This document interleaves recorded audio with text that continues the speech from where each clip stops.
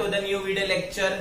बहुत लंबे टाइम के बाद हम लोग एक वीडियो बना रहे हैं। Due to some technical issues videos upload नहीं हो रहे थे, but from now onwards you will get all the videos on a daily basis students. तो ऐसे ही अच्छे वीडियोस पाने के लिए चैनल को सब्सक्राइब करना ना भूलें एंड साथ ही वो बेल आइकन दबा दें so that you never miss the update of our videos. तो स्टूडेंट्स, आज के लेक्चर में we are going to start with class 10th chemistry portion, that is acid base salts.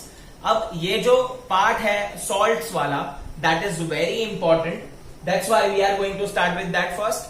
तो सॉल्ट जो है, इसमें आपको बेसिक इंट्रोडक्शन सीखना है, इसके फैमिली मेंबर्स के बारे में सीखना है, एंड सबसे इंपॉर्टेंट जो एग्जाम में हमेशा पूछते हैं, प्रिपरेशन ऑफ सॉल्ट्स। आपको यहाँ पे 5 to 6 सॉल्ट्स के लेबोरेटरी प्रिपरेशन सीखने हैं। तो मैं वो सब आज के वीडियो में बताऊंगा। स्टूडेंट्स बने रहना वीडियो में एंड तक। Let us start with the salts का introduction part. A salt is a compound which is formed by replacing hydrogen atom in acid with metal. मतलब सॉल्ट कब मिलेगा?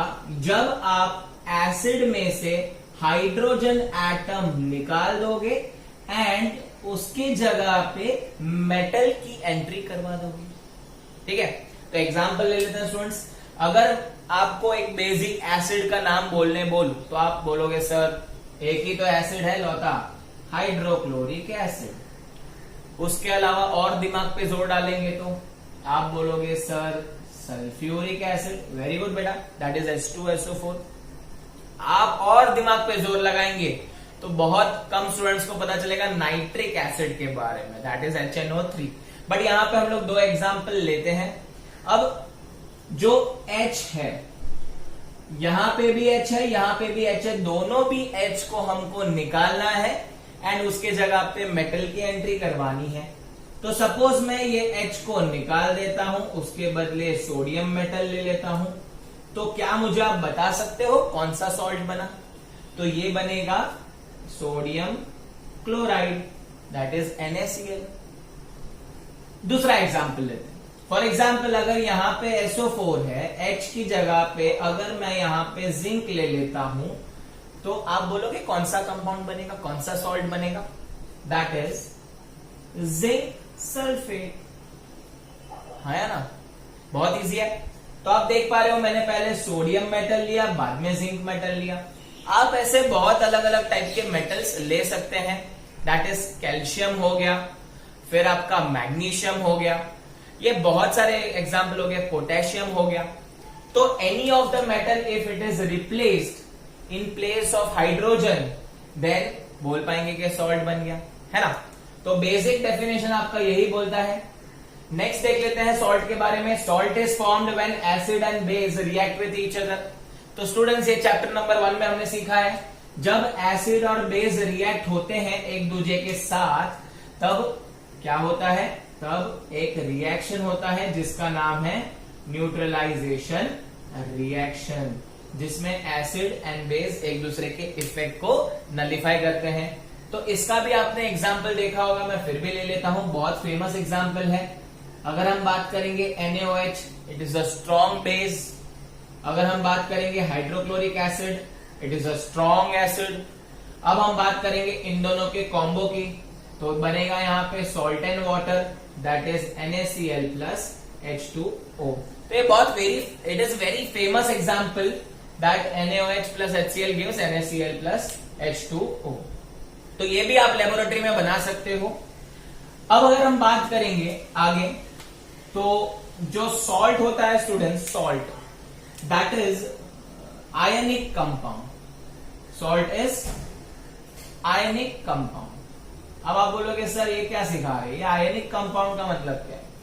तो देखो स्टूडेंट्स, जो भी आपका सॉल्ट बनता है वहां पे आयंस का फॉर्मेशन होता है। ये आयंस का फॉर्मेशन होगा, वो कंपाउंड को हम आयनिक कंपाउंड बोलते हैं। तो आयंस यहां पे दो तरीके के हैं, positive ion, negative ion. Positive ion and negative ion का उनका एक नाम है। पॉजिटिव आयन को हम लोग बोलते हैं कैट आयन, नेगेटिव आयन को हम बोलेंगे एन आयन। तो ये जो आयन फॉर्मेशन होगा उसे हम बोलते हैं आयनिक कंपाउंड। तो इन शॉर्ट आप ऐसा भी लिख सकते हो, the compound which is formed by gaining और losing electron, a compound which is formed by gaining और लूजिंग इलेक्ट्रॉन। अभी आपको पता है स्टूडेंट्स, एटम होता है तो एटम के सराउंड में हम लोग ने सीखा है क्लास 9th में इलेक्ट्रॉन्स रिवॉल्व करते हैं, राइट, बोर थियरी के हिसाब से। तो वो इलेक्ट्रॉन लूज हो गया या किसी ने गेन कर लिया, तो लूजिंग और गेनिंग से कंपाउंड का जन्म होता है, उसे हम आयनिक कंपाउंड बोलते हैं। फॉर एग्जाम्पल, एक छोटा सा एग्जाम्पल से बताऊंगा, which is very famous example, again हम लोग बात कर लेंगे NaCl की। हम अब यहाँ पे बात करेंगे एटम के लेवल की, ठीक है। तो सपोज मैं यहाँ पे बात करूंगा सोडियम की। तो सोडियम में हम लोग ने सीखा है hi hello listen BBC news on Friday night, ना मांगो अल्लाह से, पेप्सी सोडा कोला और काजू कतरी। तो ना मांगो, ना मतलब 11 नंबर पे आता है, इसका एटॉमिक नंबर 11 है। अगर हम इलेक्ट्रॉनिक कॉन्फ़िगरेशन की बात करें तो 2,8,1 है। अब इसी के साथ साथ हम लोग बात कर लेंगे क्लोरीन की। तो अगर मैं लिखूं क्लोरीन, तो क्लोरीन ना मांगो अल्लाह से, पेप्सी सोडा कोला, क्लोरीन, इसका एटॉमिक नंबर है 17 पे खतरा है ना। सो इसका जो इलेक्ट्रॉनिक कॉन्फ़िगरेशन होगा 2,8,7 होगा। अब स्टूडेंट्स आप नोटिस करो कि सोडियम के पास और क्लोरीन के पास ऐसा क्या है जो आयनिक कंपाउंड बनाते हैं। देखो, जितने भी एटम है हमारे पास, उनको एक स्टेबिलिटी अटेन करनी होती है, ऑब्वियस है ना। अभी आप हो, आपको भी एक अंबानी के लेवल की स्टेबिलिटी अटेन करनी है। चलो अंबानी के लेवल पे पहुंच जाएंगे, फिर क्या है, अपना एंटीला अपना है, अपनी गाड़ियां हैं, अपना पूरा वर्ल्ड है, 5th रिचेस्ट मैन हो गया अभी तो इनको भी एक स्टेबिलिटी अटेन करनी है। वो स्टेबिलिटी कब अटेन होती है एटम की, जब ऑक्टेट कंप्लीट होता है उनके वैलेंस सेल में, या हम लोग बोल सकते हैं लास्ट जो सेल होता है उसके अंदर। तो ऑब्वियस है ये 1 इलेक्ट्रॉन एक्स्ट्रा है, तो सोडियम जो है वो दानी बन जाएगा। वो क्या करेगा, 1 इलेक्ट्रॉन दे देगा। तो 1 इलेक्ट्रॉन दे देगा तो ये स्टेबल हो गया। अब यहां पे देखोगे तो ये 7 है, इसको 1 चाहिए, है ना, स्टेबल होने के लिए 1 चाहिए। ऑब्वियसली 7 तो नहीं दे देगा, it is very difficult to lose electron. तो यहां पे क्या होगा, 1 इलेक्ट्रॉन की एंट्री हो जाएगी। तो यहां से निकला 1 इलेक्ट्रॉन क्लोरीन में जाके बस जाता है, तो क्लोरीन भी स्टेबिलिटी अटेन कर लेगा, सोडियम भी एक स्टेबिलिटी अटेन कर लेगा। बट अगर हम यहां पे नोटिस करें, this sodium is not sodium now, it becomes ion after losing it. तो ये बन जाएगा आपका सोडियम आयन। अभी इसने इलेक्ट्रॉन लूज कर दिया, नेगेटिविटी लूज कर दी, तो ये आपका बन जाएगा, आई होप आपको दिख रहा है स्टूडेंट्स, ये आपका बन जाएगा, यहां पे लिख देता हूं Na+ आयंस, ये निकाल देते हैं, ठीक है। तो ये बन गया Na+ आयन। क्यों प्लस हुआ, क्योंकि एक इलेक्ट्रॉन दे दिया। इलेक्ट्रॉन कौन है, नेगेटिव चार्ज, नेगेटिव चार्ज दे दिया तो मैं क्या हो गया, पॉजिटिव, है ना। तो ये पॉजिटिव हो गया, टेंशन नहीं है, स्टेबल हो गया, अंबानी के लेवल पे पहुंच गया। अब chlorine, what about chlorine, chlorine 2,8,8 हो गया, 1 इलेक्ट्रॉन ले लिया, क्लोरीन ने इलेक्ट्रॉन गेन किया, इसका मतलब ये क्या हो गया, नेगेटिव। तो ये हो गया आपका पॉजिटिव, ये हो गया नेगेटिव, इन दोनों की जोड़ी मिल गई, बन गया सॉल्ट। इसी को हम बोलते हैं आयनिक कंपाउंड। अब ये जो पॉजिटिव आयन होता है उसे हम बोलते हैं cation, cation, cation, cat कितनी मस्त होती है, कैट कितनी क्यूट होती है, तो प्लस पॉजिटिविटी देती है अपने को, तो कैट आयन। और नेगेटिव आयन का नाम है एनायन। तो ये कैट आयन और एनायन कैसे याद रखेंगे, देखो एनायन को कैसे याद रखेंगे, नेगेटिव आयन, तो नेगेटिव आयन। दूसरा कौन सा बचा, पॉजिटिव आयन। कैट आयन मतलब कैट एकदम क्यूट है, क्यूट है मतलब पॉजिटिविटी देती है, तो Na+Cl-। इसी को हम आयनिक कंपाउंड बोलते हैं। तो सारे के सारे जो सॉल्ट है वो पॉजिटिव और नेगेटिव आयन से जुड़ के बने हुए हैं। अब स्टूडेंट्स ये जो सॉल्ट है उसका हम लोग क्या करने वाले हैं, नेमिंग करने वाले हैं, एंड उसकी फैमिली के बारे में थोड़ा स्टडी करेंगे कि कौन से सॉल्ट्स हमारे आसपास अवेलेबल है, और हमको यहाँ पे कौन सा सॉल्ट पढ़ना है वो भी देख लेंगे। तो स्टूडेंट्स नेमिंग ऑफ सॉल्ट्स में याद रख लेना, जो फर्स्ट नेम है वो सॉल्ट का हमेशा बेस पार्ट से आता है। हमेशा जो बेस पार्ट होता है, यू नो दैट सॉल्ट्स कैसे बनते हैं, एसिड एंड बेस को मिक्स करके। तो जो नामकरण होगा उसमें पहला आएगा बेस का नाम, वहां से आएगा बेस का नाम, and second part of a name will come from acid. अब आप बोलोगे सर ये कुछ समझा नहीं, देखो एकदम इजी है, एकदम इजी है। अब सबसे पहले हम लोग बात कर लेंगे कॉमन सॉल्ट की। तो ये जो NaCl है स्टूडेंट्स, इसमें जो सोडियम है वो बेसिक पार्ट से आया है। इसका नाम जो बेसिक नाम था उससे आया है, जैसे कि NaOH बेस था एंड HCl क्या था, एसिड था। तो जो NaOH बेस से इसको फर्स्ट नेम मिला है, ठीक है, एंड जो सेकेंड नेम है वो एसिड से मिला है। तो आप ऐसे याद रख सकते हो, जो सॉल्ट का पहला नाम है वो B stands for base, B stands for Bapu, है ना। बापू, आपके घर पे आपका जो नाम है स्टूडेंट्स, उसके पीछे बापू का नाम पहले आता है, ठीक है। फिर सेकेंड नेम जो है वो A stands for acid, A stands for अम्मा जी, मम्मी जी, है ना। तो सेकेंड नाम जो है, हम लोग जब भी फॉर्म वगैरह भरते हैं क्लास 10th का, तो उसमें मम्मी का नाम भी आता है, विच इज ग्रेट इनिशिएटिव। तो पहले हमारे वक्त पे तो नहीं आता था, अब आने लगा है तो अच्छी बात है। तो A स्टैंड्स फॉर अम्मा जी, तो सेकेंड नाम मम्मी का होता है। पहले नाम आता है पप्पा का, फिर आता है मम्मी का। वैसे ही पहला नाम आएगा बेस का, सेकेंड नाम जो आएगा वो एसिड से आएगा। तो I hope it is clear students. अब हम लोग आगे बात करेंगे फैमिली ऑफ सॉल्ट की। आप ऐसे और भी एग्जाम्पल कंसिडर कर सकते हो जिससे नेमिंग ऑफ सॉल्ट आ जाएगा। इसका नाम आपको पता है स्टूडेंट्स, सोडियम क्लोराइड, राइट। तो सोडियम कम्स फ्रॉम बेस का part and chloride comes from acid के पार्ट से। तो आप दूसरे एग्जाम्पल भी कंसिडर कर सकते हो। अब हम बात करेंगे फैमिली ऑफ सॉल्ट की। तो जो सॉल्ट होते हैं वो क्लोराइड के सॉल्ट हो सकते हैं, सल्फाइड के सॉल्ट हो सकते हैं, नाइट्राइट के हो सकते हैं, कार्बोनेट के हो सकते हैं, एसीटेट के भी हो सकते हैं। एंड ऑब्वियसली इनका जो ओरिजिन है वो कोई ना कोई एसिड ही है एंड कोई ना कोई बेस ही है। बेस में मोस्टली आपको पता है मेटल पार्ट जो रहेगा वही आएगा। तो यहाँ पे एसिड पार्ट है उसको ज्यादा प्रेफरेंस दिया गया है। तो सॉल्ट ऑफ क्लोराइड जो है वो हमेशा हाइड्रोक्लोरिक एसिड से बनेगा। जितने भी क्लोराइड के सॉल्ट है वो हाइड्रोक्लोरिक एसिड से बनेंगे। सॉल्ट ऑफ सल्फाइड की बात करें तो वो हमेशा सल्फ्यूरिक एसिड से बनेंगे, H2SO4 से बनेंगे। तो सॉल्ट्स ऑफ सल्फ्यूरिक एसिड बोले जाएगा। सॉल्ट्स ऑफ नाइट्राइट में हमेशा नाइट्रिक एसिड का काम होगा, तो नाइट्रिक एसिड HNO3 से बनेंगे। तो स्टूडेंट्स यहाँ पे आपको सॉल्ट ऑफ नाइट्राइट आ जाएगा। एंड सॉल्ट्स ऑफ कार्बोनेट जो होगा वो कार्बोनिक एसिड से बनेगा स्टूडेंट्स। तो यहाँ पे जो फैमिली ऑफ सॉल्ट है वो सेकेंड जो नाम होता है स्टूडेंट्स, आपको पता है क्लोराइड है, सल्फेट है, नाइट्राइट है, कार्बोनेट है, नाइट्रेट है। तो ये सारा नाम जो है वो एसिड को बिलोंग करता है। इनको हम लोग एसिड के नाम से भी जानेंगे कि हम लोग इसको बोलेंगे सॉल्ट्स ऑफ क्लोराइड है, सॉल्ट्स ऑफ सल्फाइड है, सॉल्ट्स ऑफ नाइट्राइड है, सॉल्ट्स ऑफ कार्बोनेट है, सॉल्ट्स ऑफ एसीटेट है। तो ये हो गया फैमिली ऑफ सॉल्ट। अब फैमिली ऑफ सॉल्ट में आपको और एक बता दो स्टूडेंट्स। अब आपको पता है स्टूडेंट्स जो सॉल्ट होते हैं वो पॉजिटिव और नेगेटिव दो आयन से मिलकर बनते हैं। तो मैं आपको यहाँ पे एग्जांपल दे देता हूं।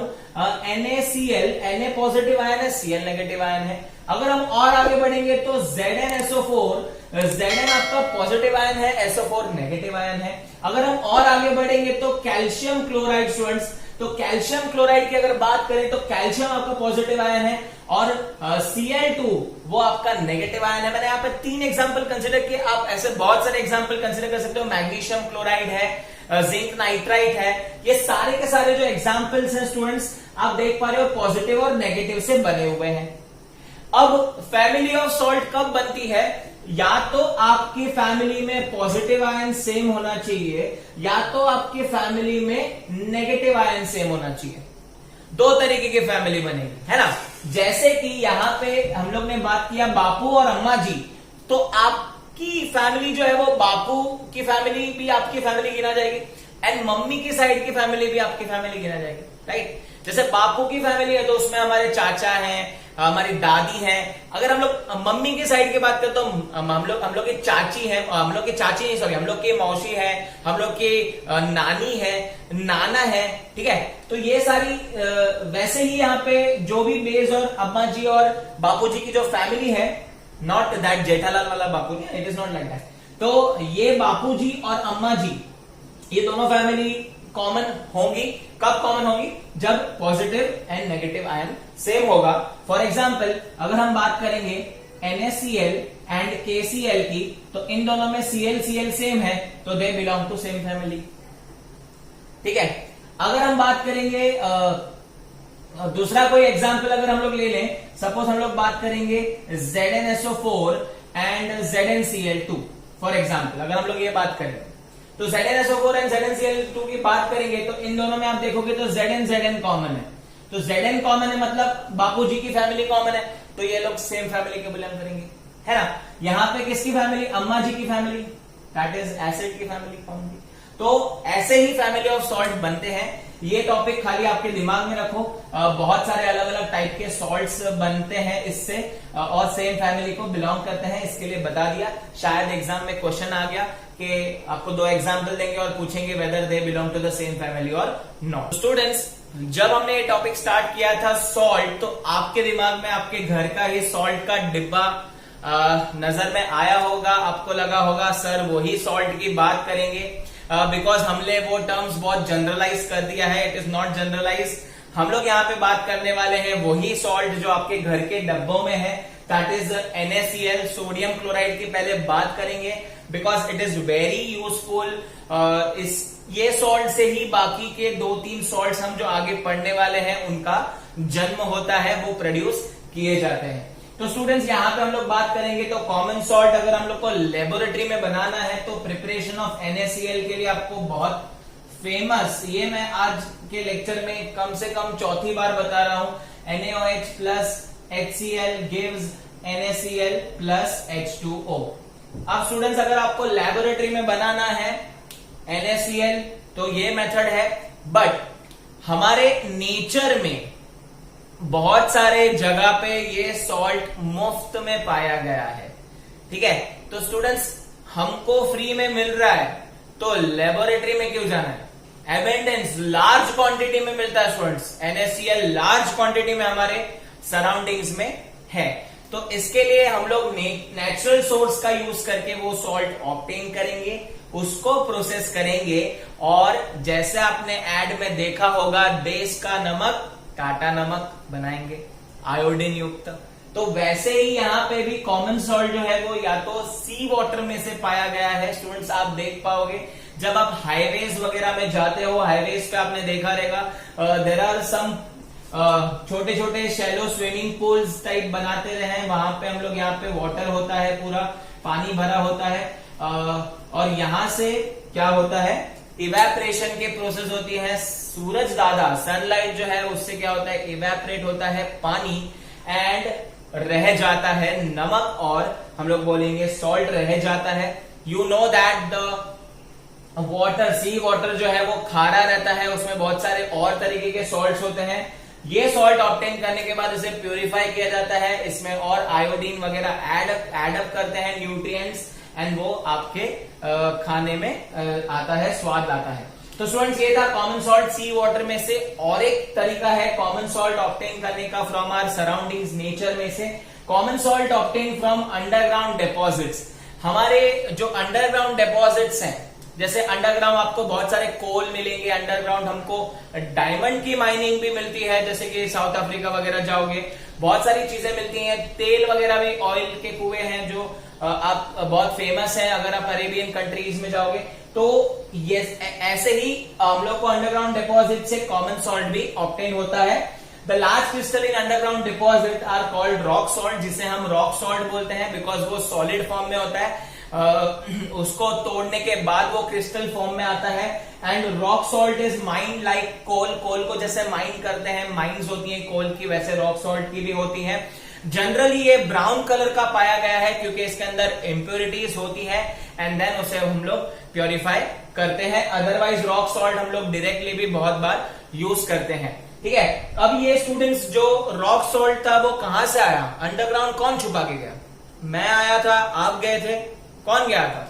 तो जो पहले हम लोग ने बात की थी जब डायनासोर वगैरह थे तभी वो उनके जो बॉडी है वो अंडरग्राउंड डिपॉजिट हो गए थे, वो डीकंपोज हो गए थे और वहां से हमको ये रॉक सॉल्ट मिल रहा है, ऐसा साइंटिस्ट बताते हैं। तो ये था कॉमन सॉल्ट कहां से ऑब्टेन होता है उसी के बारे में। इसके यूजेस की अगर बात करें तो बहुत बेसिक यूज है, आपको सबको पता है। ये फूड को जो टेस्ट देने का काम करता है, टेस्ट को एनहांस करने का काम करता है। हा, नमक आ जाए तो मजा ही आ जाएगा, है ना। लाइफ में भी एक नमक आ जाए तो मजा आ जाएगा। वैसे ही खाने के टेस्ट को एनहांस करने के लिए यूज होता है। अगर हम बात करेंगे तो 3 अलग टाइप के सॉल्ट्स बनाने के लिए भी काम आता है। कॉस्टिक सोडा, बेकिंग सोडा, बहुत सारे अलग अलग टाइप के, वॉशिंग सोडा, ये सारी चीजें बनाने के लिए भी, कॉस्टिक सोडा, ये सारी चीजें बनाने के लिए क्या करते हैं, ये सॉल्ट हेल्प करता है। अगर हम बात करेंगे तो प्रिजर्वेटिव, एज अ प्रिजर्वेटिव भी हम लोग सॉल्ट का यूज करते हैं। हमारे मम्मी जो है वो पिकल्स वगैरह स्टोर करके रखती है तो उसमें नमक डाल के रखती है। अदरवाइज जो नॉन वेजिटेरियन होते हैं, अगर फिश को प्रिजर्व करना है, मीट को प्रिजर्व करना है तो सॉल्ट का यूज होता है। तो ऐसे नंबर ऑफ यूजेस हैं। अगर आपको एग्जाम में आया तो आप ये 3-4 यूजेस लिख सकते हैं। अब हम लोग जो मेन हम लोग का जो सॉल्ट का पार्ट है वो स्टडी करेंगे, जिसमें हमारा मेन जो सॉल्ट है दैट इज सोडियम हाइड्रोक्साइड के बारे में बात करते हैं। So let us move on to students, caustic soda की तरफ आगे बढ़ेंगे। इसका प्रिपरेशन इंपॉर्टेंट है, ये प्रोसेस का नाम एंड इसकी सारी चीजें, इसके सारे प्रोडक्ट्स एंड उसके यूजेस हमको याद रखने पड़ेंगे। Very important question, caustic soda जिसे हम NaOH भी बोलते हैं स्टूडेंट्स, NaOH आपको पता ही है। सो NaOH सॉलिड फॉर्म में होगा तो कॉस्टिक सोडा बोलेंगे। पहले तो हम इसका प्रिपरेशन देख लेंगे students, how it is prepared in a laboratory. अब सिंपल आप मुझे बोलोगे स्टूडेंट्स के NaOH बनाना ना, सर एक काम करो, हम लोग अभी तक सीखते आ रहे थे NaOH plus HCl gives NaCl plus H2O। आप इसको उल्टा कर दो, डायरेक्ट उल्टा रिएक्शन कर दो, सॉल्ट ले लो, वाटर डाल दो, हो गया आपका NaOH प्लस HCl। बट ये ऐसा नहीं होता है, बिकॉज ये रिएक्शंस रिवर्सिबल नहीं है, ये रिएक्शन रिवर्स नहीं हो सकता है। तो इसके लिए आपको एक स्पेशल प्रोसेस लगेगी स्टूडेंट्स। तो प्रिपरेशन ऑफ NaOH में आपको करना पड़ता है इलेक्ट्रोलिसिस। इलेक्ट्रोलिसिस मींस आपको यहाँ पे इलेक्ट्रिसिटी पास करके या आपको पोटेंशियल डिफरेंस क्रिएट करके ये NaOH ऑब्टेन करना पड़ेगा। मैं आपको यहाँ पे स्टेप बाय स्टेप बता दूंगा क्या होता है। सो पहले मैंने यहाँ पे एक बीकर लिया हुआ है। प्रिपरेशन के लिए हमको जो काम आने वाला सॉल्ट है, जो ऑलरेडी सीख चुके हैं, आपके घर के डब्बों में भी पड़ा हुआ है, दैट इज NaCl। ये NaCl का हम लोग एकदम कॉन्सेंट्रेटेड सोल्यूशन लेंगे, जिसको हम बोलेंगे ब्राइन सोल्यूशन। तो एग्जाम में ऐसा भी क्वेश्चन आ सकता है, what you can prepare from brine solution. तो आंसर इज कॉस्टिक सोडा और NaOH, सोडियम हाइड्रोक्साइड। अब ब्राइन सोल्यूशन में से कैसे ऑब्टेन किया जाता है वो देख लेते हैं स्टूडेंट्स। यहां पे आप देख पा रहे हो मेटल की प्लेट्स होती है, या हम कार्बन के रॉड्स भी यूज कर सकते हैं, जिसको हम बोलते हैं electrodes. And this electrodes are connected to battery. ये बैटरी हमारा पोटेंशियल डिफरेंस क्रिएट करेगा एंड जो हमारा ब्राइन सोल्यूशन है उसको वो आयंस के फॉर्म में कन्वर्ट करेगा। अब स्टूडेंट्स ये ब्राइन सोल्यूशन है, it is a mixture of NaCl plus water. अब कैथोड है, एनोड है, दो चीजें हैं यहाँ पे। जो एनोड है वो पॉजिटिव इलेक्ट्रोड होता है, जो कैथोड है वो नेगेटिव इलेक्ट्रोड होता है। तो कंफ्यूज मत होना, एनायन कैटायन अलग है, एनोड कैथोड अलग है। एनोड में एनोड पॉजिटिव है, कैथोड में कैथोड नेगेटिव टर्मिनल से कनेक्टेड है। अब स्टूडेंट्स जैसे ही यहाँ पे पोटेंशियल डिफरेंस क्रिएट होगा तो आपके जो ब्राइन सोल्यूशन है वहां पे हलचल मच जाएगी, वहां पे इम्बैलेंस हो जाएगा और आपका जो NaCl और वाटर है it divided into ionic form. तो मैं यहाँ पे लिख देता हूं स्टूडेंट्स क्या क्या मिलेगा। तो मुझे पहले मिलेगा Na प्लस आयन, फिर मुझे मिलेगा यहाँ पे Cl माइनस आयन, फिर मुझे यहाँ पे मिलेगा H प्लस आयन क्योंकि वाटर है, और मुझे दूसरा मिलेगा OH माइनस आयन। तो 4 चीजें आपको मिल रही हैं, Na प्लस आयन के फॉर्म में, Cl माइनस भी आयन के फॉर्म में, H प्लस भी आयन के फॉर्म में, OH माइनस भी आयन के फॉर्म में। इंपॉर्टेंट प्रोसीजर है स्टूडेंट्स, कोई अच्छे से नहीं बताएगा, मैंने बताया है, ध्यान रख लेना कैसे करना है। अब क्या होता है स्टूडेंट्स, जो Na प्लस है वो जो होता है वो उसके स्टेबल स्टेट में है। मैंने आपको बताया था स्टूडेंट्स कि वो खुश है। क्यों खुश है? वो ऑक्टेट पा चुका है, वो ऑक्टेट कंप्लीट कर चुका है, because it is in ionic form. तो वो किसी से भी अट्रैक्ट होने वाला नहीं है, वो अपनी जगह से हिलेगा नहीं। बट अगर मैं बात करूं H प्लस आयन से, तो ये H प्लस आयन पहले से ही हाइड्रोजन आयन का नाम बदनाम है, तो हाइड्रोजन आयन जो रहेगा वो स्टेबल नहीं है, तो ये H प्लस आयन किसकी तरफ जाएगा, क्या लगता है, नेगेटिव की तरफ के पॉजिटिव की तरफ? कौन सा है डिफरेंट जो आयन्स हैं वो किसको अट्रैक्ट करेंगे?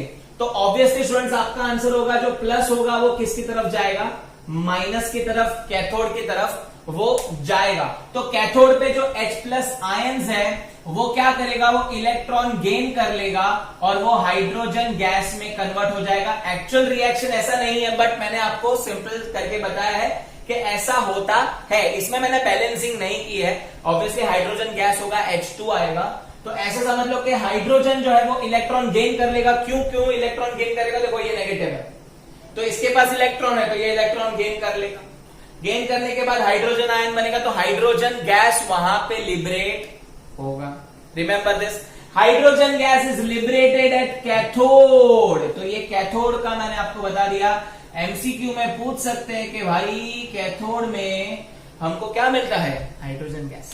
तो ये हो गया हमारा हाइड्रोजन गैस के बारे में। अब हम बात करेंगे क्लोरीन की एंड OH माइनस आयंस की। तो OH माइनस आयंस देखे जाए तो वो बहुत स्टेबल कंपाउंड है, वो साइज में छोटा है। तो क्लोरीन जो है वो, क्लोरीन बेचारा ना खुश है, वो अनस्टेबल है।